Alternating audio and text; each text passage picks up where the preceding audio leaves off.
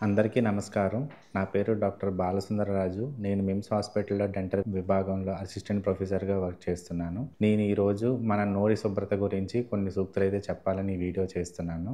అందరూ కూడా బ్రష్ 2 పూట్ల బ్రష్ చేయాలి. బ్రష్ అది ఎప్పుడు చేయాలంటే ఉదయం లేవగానే చేయాలి, రాత్రి పడుకునే ముందు చేయాలి. బ్రష్ కూడా 2-3 నిమిషాలు మాత్రమే బ్రష్ చేయాలి. బ్రష్‌ల్లో 4 రకాలుంటాయి.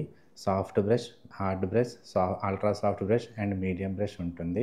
అందరూ కూడా సాఫ్ట్ బ్రష్‌నే సెలెక్ట్ చేసుకోవాలి. ఈ సాఫ్ట్ బ్రష్ కూడా మనం యూజ్ చేసే టెక్నిక్ కూడా చాలా ఇంపార్టెంట్ బ్రష్ చేసినప్పుడు.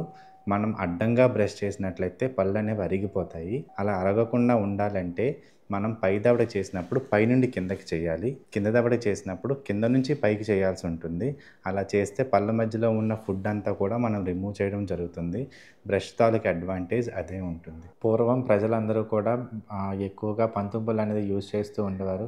ఇప్పటికీ కూడా కొంతమంది అయితే అలానే యూజ్ చేస్తున్నారు. అది యూజ్ చేయడం వల్ల ఏమవుతుందంటే పళ్ళు అనేవి బాగా ఎక్కువగా అరిగిపోతున్నాయి. అందుకనే చెప్పి అందరూ కూడా బ్రష్ వాడాలని మేము సూచిస్తున్నాము మీ అందరికీ కూడా. అలాగే మీకు పళ్ళకు సంబంధించి కానీ, దవడకు సంబంధించి కానీ ఎటువంటి ఇబ్బందులు ఉన్నా సరే మా మిమ్స్ హాస్పిటల్‌లో దంత వైద్య విభాగానికి వచ్చి సంప్రదించాల్సిందిగా కోరుతున్నాము.